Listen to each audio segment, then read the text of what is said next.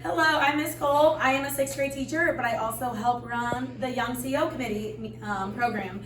So my goal this year is to get more students involved, to make our fairs bigger, and to also inform everyone of what Young CEO is really all about.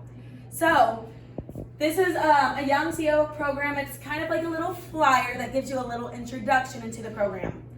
I've also attached it to this email for teachers, and I put some in some teachers' mailboxes. But if your teacher hasn't given it to you yet, hopefully they will be shortly. So this tells you what the Young CEO is all about. So this program is about allowing an opportunity for students to show their creativity side. What we do as the teachers that are within this program, we hold monthly meetings. It's the first Wednesday of every month at 8 a.m. in room 216. And we help teach you what it takes to be an entrepreneur, what it takes to have your own business, and the skills you need to know. For example, some of you are probably really good at making bracelets or shirts or all these things.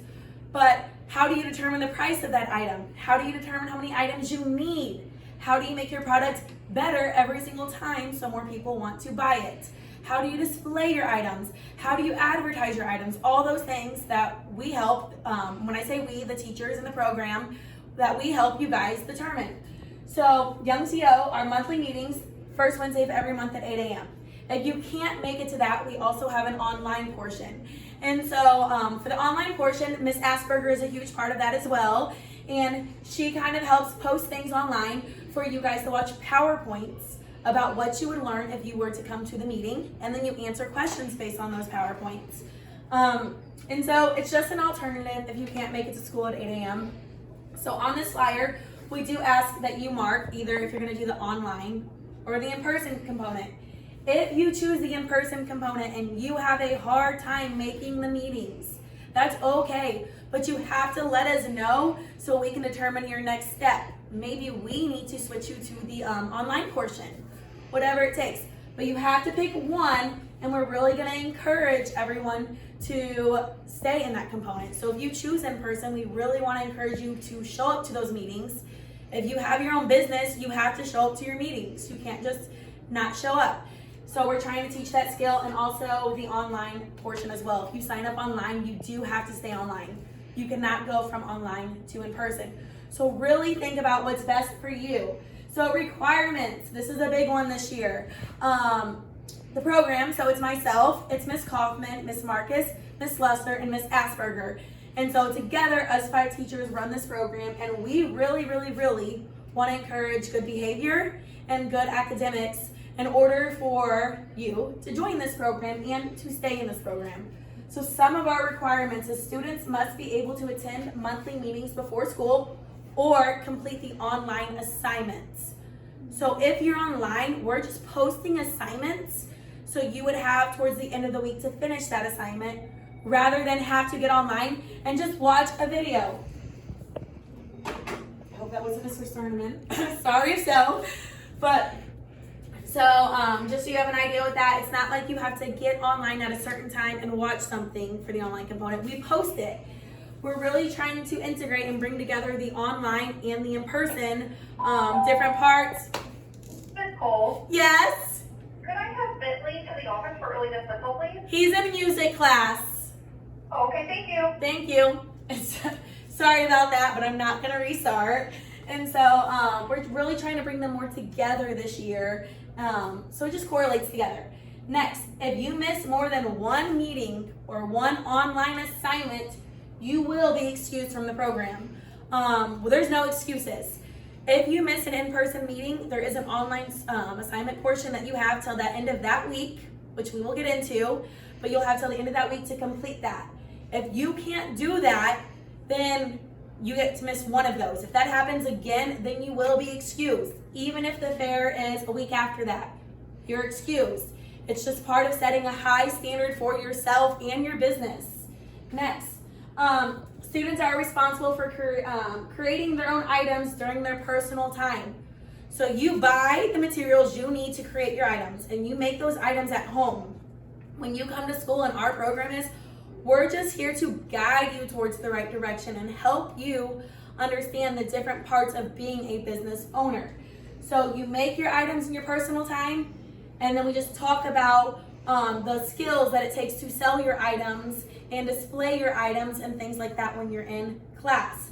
Since you do buy your own materials, you do get to keep your profits. If you don't know what a profit is, it's the money that you make. So last year, I think we had about 41 vendors, and altogether, those kids made over $10,000. So if you're good and you give your business the time, there's money to be made. And I know y'all love money. Next, you have to choose either in person or virtual. Once you make that choice, it's final.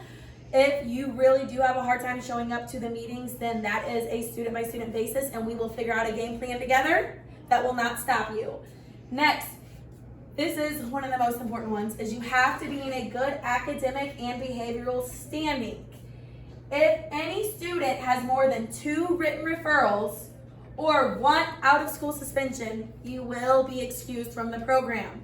We will be sending out a behavioral sheet to all teachers towards December, and so everyone gets to be a part of that December fair. But after that, if we get a bad report from your teacher saying that behavior has not been good throughout the school year, or if we get a report that maybe your academics aren't where they should be, then you will be excused.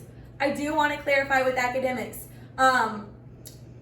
Just because maybe you have all C's or something like that, or I'm not saying you have to have all A's and B's. I'm just saying with good academic standing, you have to try your best. And everyone's best is something different, and that's okay. But as long as you try your best, you will be good. And so that's for good academic and behavioral standing. So teachers, more information will be coming out about that, but I do want you to know that that is a huge part of our program this year. So towards the end of this form, it talks about all of our different meetings. It has the dates of all of our meetings, and it has what we will be talking about during those meetings. We will be having a few visitors this year who are local small business owners who will also be sharing their experience and also giving you tips on what it takes to be a good business owner. So on this form, you have to mark your online component, if you're on the online component, the in-person component, your name, a parent guardian signature, and the deadline for this form is September 1st, okay? No ifs, ands, or buts. It has to be September 1st. So if this is something you want to do, turn it in ahead of time, because you never know. You could get sick right before September 1st, and then you're like, well, I wasn't at school because I was sick. So think ahead, prepare yourself, okay? How to turn in your forms. Super important. Please give your forms to your teacher, and your teacher will then put it in my mailbox. Please do not bring it to my room. It gets really busy with a lot of kids just kind of coming in here. So please make sure they get put in my mailbox. If you guys have any questions, find myself, Miss Marcus, Miss Kaufman, Miss Slusser, and Miss Asperger. Any of us can answer your questions, but make sure the forms go in Miss Kolb's mailbox. I'm so excited, and I didn't talk about the big part. Oops, we have 2 big fairs. I didn't even talk about the fair part, sorry. So we have a winter fair, which will be similar to last year. It will be right before Christmas break, and we will have gift wrapping and things like that again. And the second fair will be in the spring, towards the end of the school year for the community. So just so you know, there's 2 fairs, and I think that's it. Okay, so everyone have a great weekend. Unless if you're showing this on Monday, have a great week, and I look forward to meeting everyone.